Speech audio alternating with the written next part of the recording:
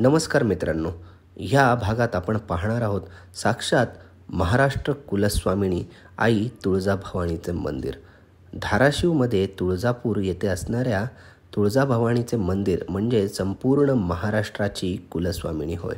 संपूर्ण महाराष्ट्र आणि तसेच देशभरातील सर्व भाविक या तुळजाभवानीला भेट देण्यासाठी येत असतात। तर शेवटपर्यंत हा व्हिडिओ पाहायला विसरू नका।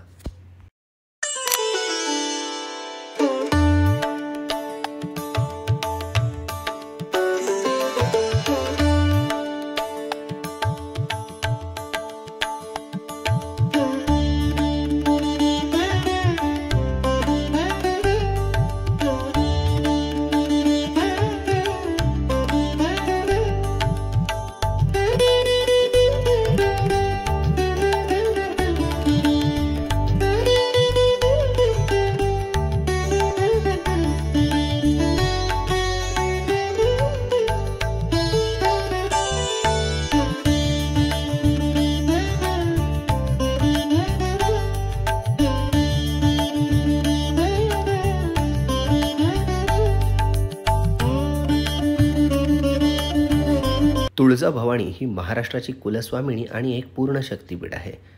छत्रपती शिवरायांची आराध्य दैवत असलेल्या तुळजाभवानी मातेनेच प्रभू श्रीरामाला वनवासामध्ये लंकेचा रस्ता दाखवला, म्हणूनच तिला रामवरदायिनी असं देखील म्हणतात।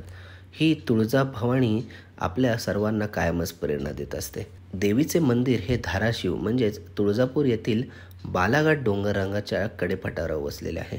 आज येथे जाणे येणे तसे खूप सोपे आहे, परंतु कायमच येथे भाविकांचा राबता असल्याने आपल्याला येथे गेल्यानंतर पूर्ण भक्तिमय वातावरण अनुभवायला मिळते।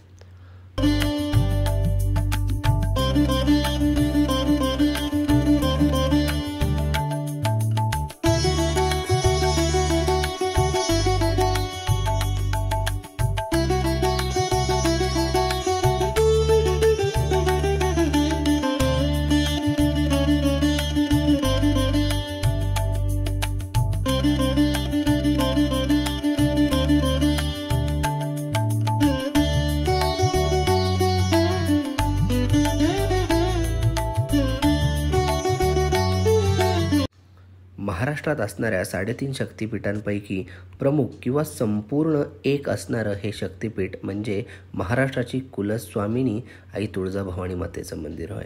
छत्रपती शिवरायांची देखील ही आराध्य देवता असून छत्रपती शिवरायांचे तुळजापूरला आईच्या दर्शनासाठी सारखे जाणे येणे होत असे। प्रभू श्रीरामाला देखील या मातेने लंकेचा रस्ता दाखवला, त्यामुळे रामवरदायिनी असे देखील तुळजाभवानी मातेला म्हणतात।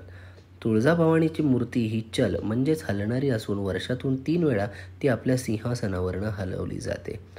नवरात्रीमध्ये किंवा इतर कोणत्याही सणासुदीला आई तुळजाभवानीची विशेष उपासना आणि तसेच आई तुळजाभवानीची नित्य नियमाने आरती केली जाते।